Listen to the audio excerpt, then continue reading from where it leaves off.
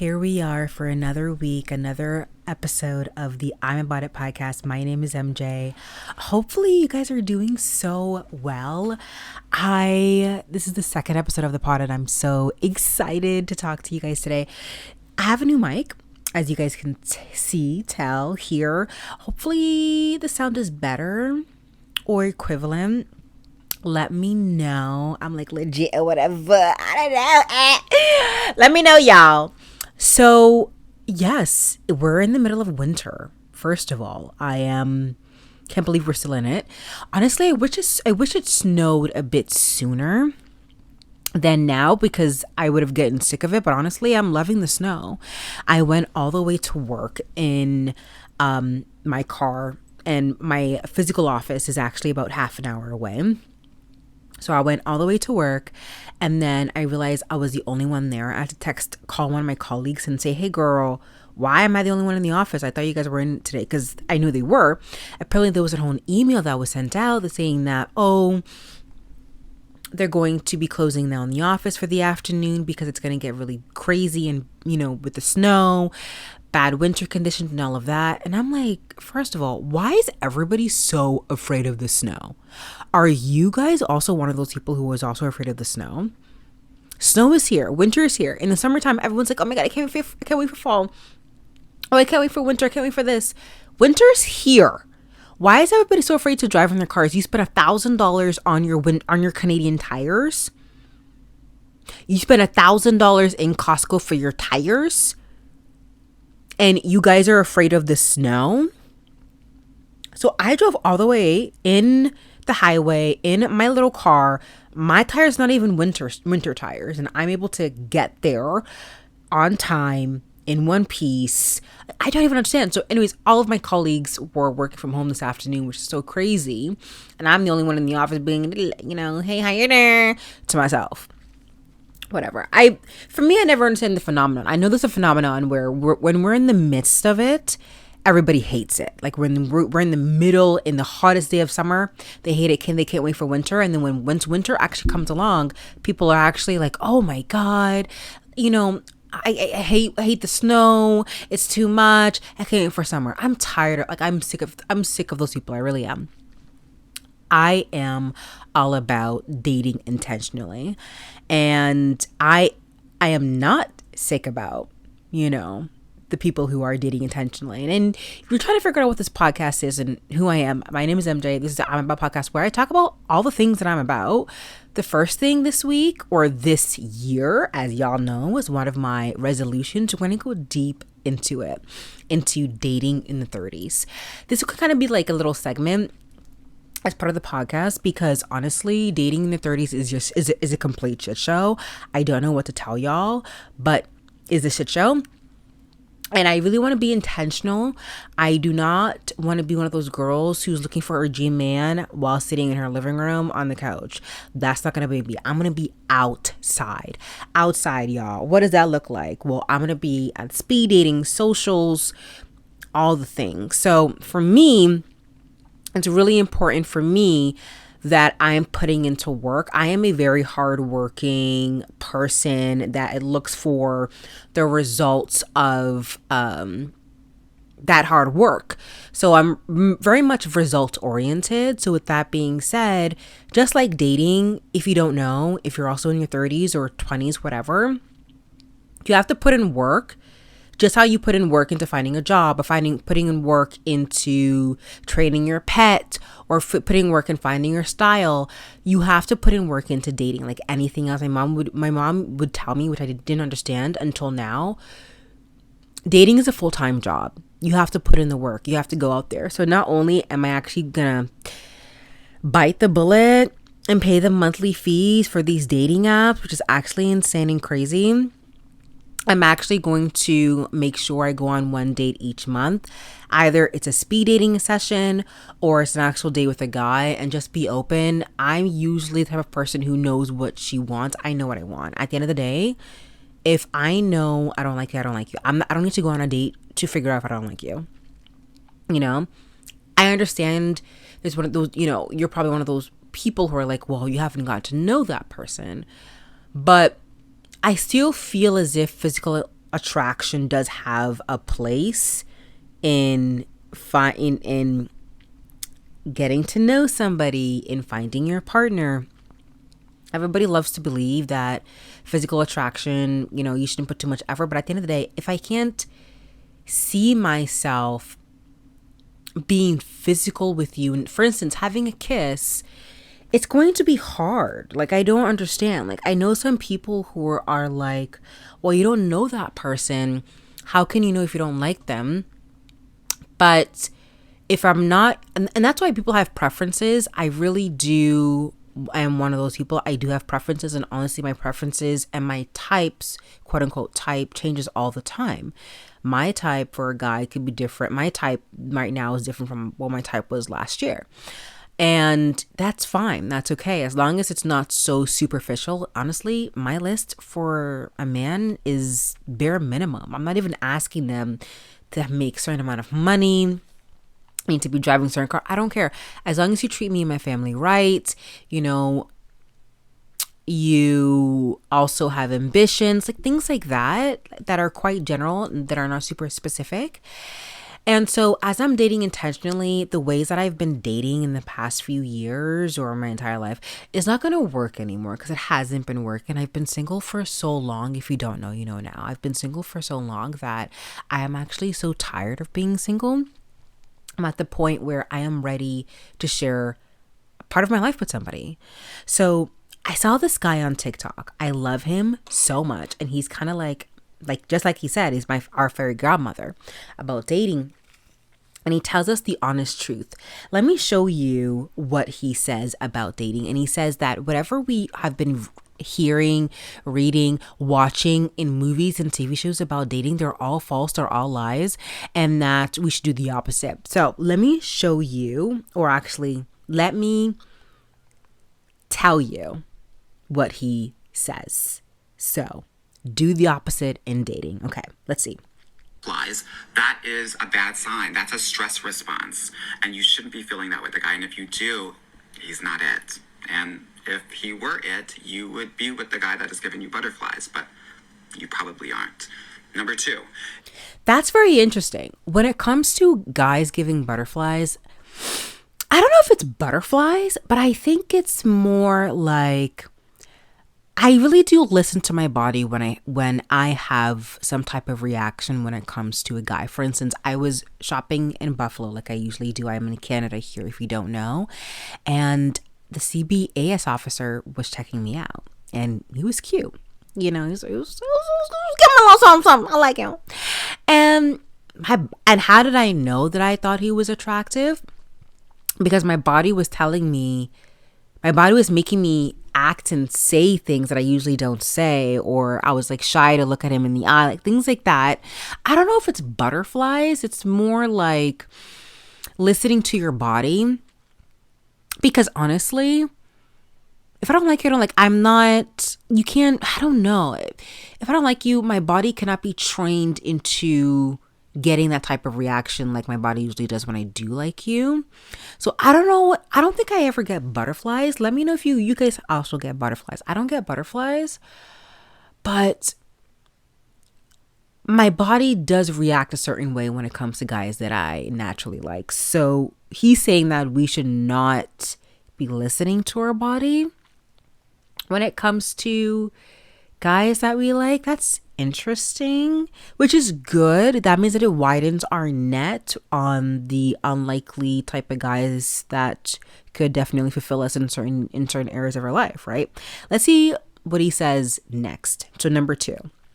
If you are having sex with guys because you think that they're going to like you more when you do that, please understand that they're actually going to like you less, because chemically their bonding hormone, their vasopressin, is going to decrease, which is going to make them want to disconnect with you. 3. I agree with this. Okay.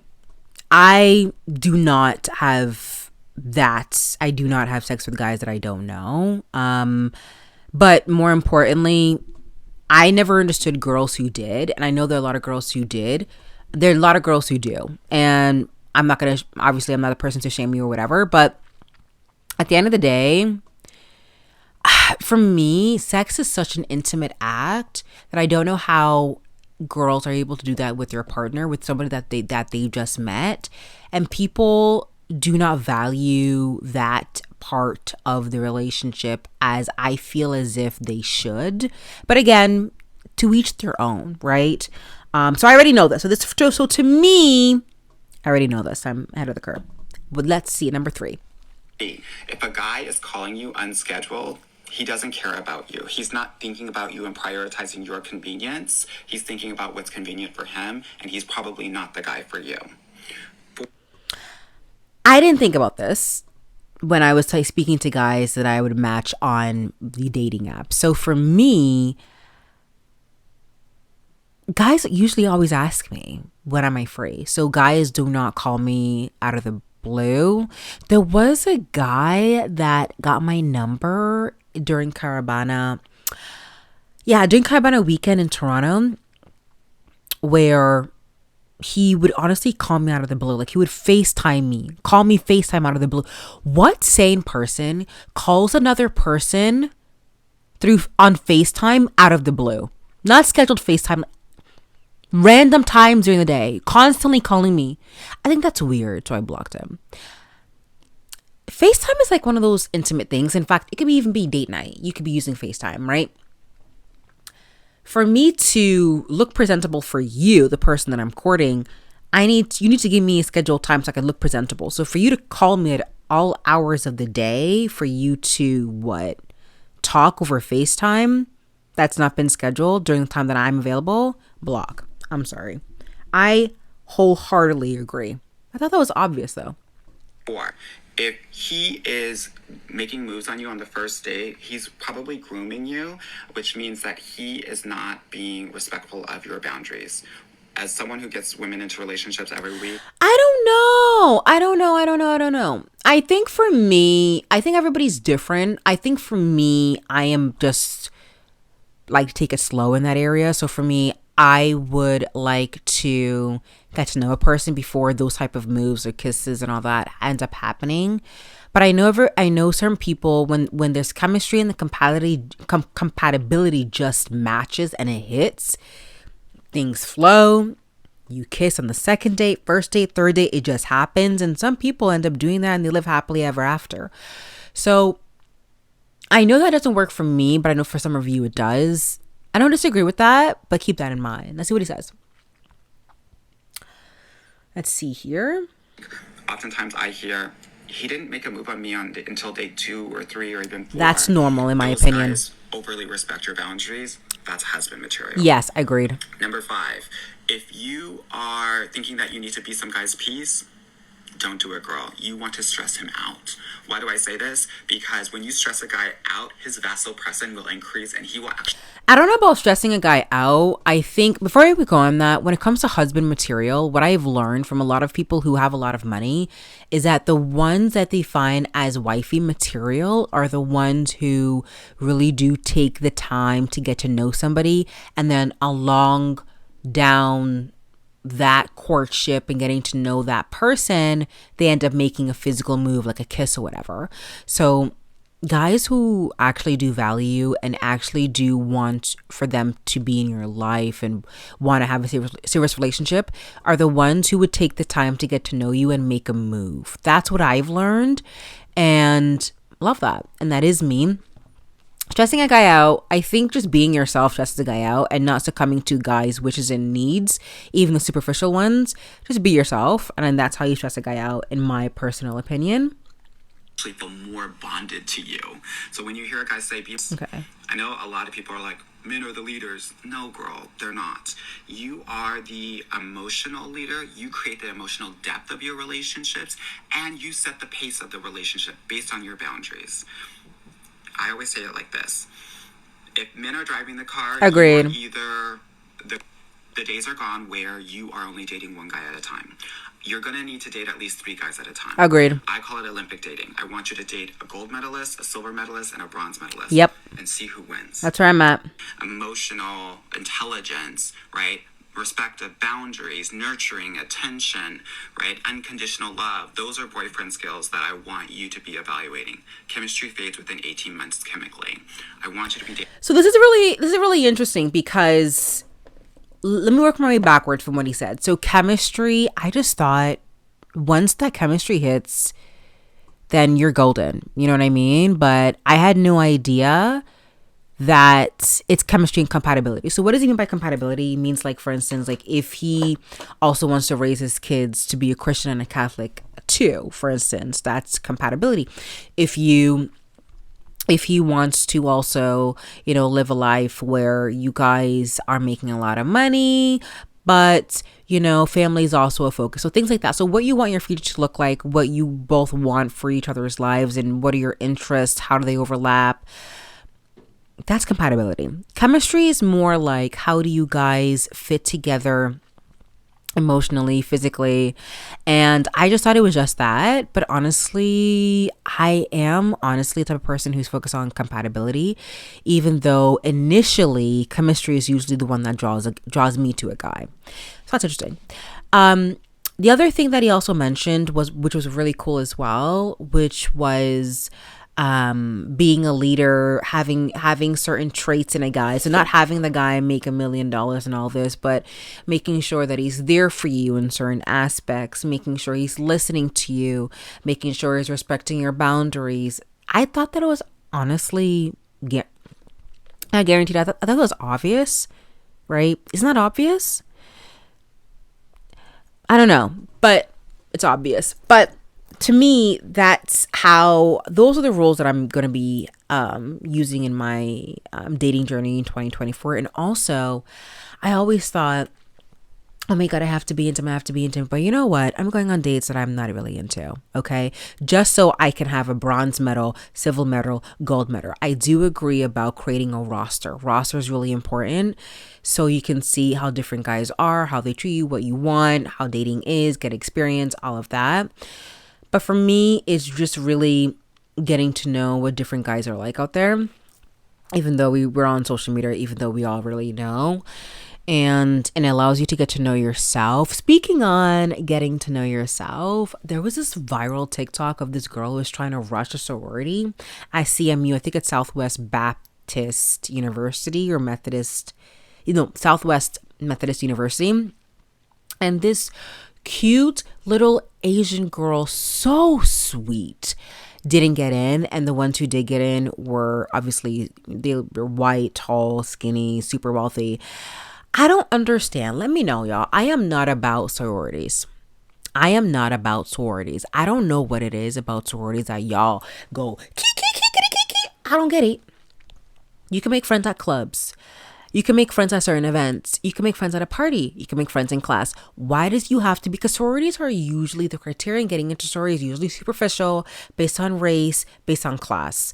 It's not really based on where you can bring mentally. And some sororities are. There are some black sororities that I know of in certain universities in the United States that are based off of your intellect.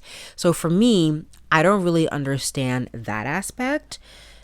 On the other criterias where you need to rush and you need to do certain hazing, y'all wouldn't pay me $1 million to go be rushing for a freaking sorority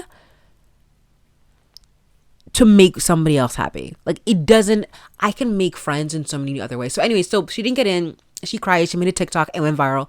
Every single celebrity on TikTok to brands are commenting and be like, their loss. You do you, girl. This is a growth. This is a pivoting moment. It honestly is. Look at every loss as a gain. I've been doing that for the past, my entire life, but I am about girls like that. And she's so sweet. And she honestly is the type of girl who would honestly be that TV shows and movies are based out of. Like, it reminds me of, oh my God, how can I not know this TV show, y'all? My favorite TV show. It has, Conrad in it. Y'all know who I'm talking about. And Jeremiah of The Summer I Turned Pretty. Oh my God. I feel like DIDI, the girl who didn't get into CMU Rush or whatever, the frick's just stupid sorority, or the whatever the sorority that's also made out of that, because I think the Rush sorority that's trying to get into got disbanded or something. So then there's another one called The Priority. I don't care, but I hope something good comes out of it for DIDI, and I really hope ends up being in a TV show and a movie. Like, she's such a sweet girl. She reminds me of Bella in The Summer I Turned Pretty. She is so sweet and so nice. I mean, oh my God. Yeah. And then, like, it led me to think about Conrad. Do you know the guy who plays Conrad in Mean Girls is also, no, sorry, the other way around. The guy who plays Conrad in The Summer I Turned Pretty is in Mean Girls. Do you guys know about this? Well, I saw Mean Girls over the weekend and I freaking love it. I don't know what to tell you guys. I know they advertised as a musical. They advertised as a non-musical. So they advertised as a movie. So when you're watching it, the movie on itself is very good. The acting is good. The singing is good. It's very funny. It stands on its own. Do not compare it to the original movie. Do not compare it to the musical, even though it's based off of the musical. But they didn't advertise it as a musical. The musicals are so good that it could be its whole movie. I don't think the movie needed the musicals. I don't think the musicals needed the movie. The musicals was nice because there were some aspects of it where, you know, the singing was really good and allowed us to get deeper into the character and who the character is and things like that. But the visuals for the movie the visuals for the musicals were very, very well done. So I gave it an 8 out of 10 in my YouTube short review. The only thing is, though, Katie, the girl who plays Katie, and Renee Rapp, I never thought she would be like the mean girl. I couldn't see her as the mean girl in the beginning. But as time went on, I understood it. She's good at it. She's it. She's that girl. The girl who plays Katie, the main girl, I don't really see her as that, but I got used to it. And she's okay as being Katie, but Renee Rapp is pretty good at playing the mean girl. People were really upset with the product placement in the movie. Yes, Elf sponsored the movie. Who cares? People are saying that the mean girl played by Renee Rapp wouldn't use Elf. I never understood that, because Elf as a makeup brand, not only is it trendy, all the girls, even if you're rich or not rich, are having the lip oil, are wearing the lipstick.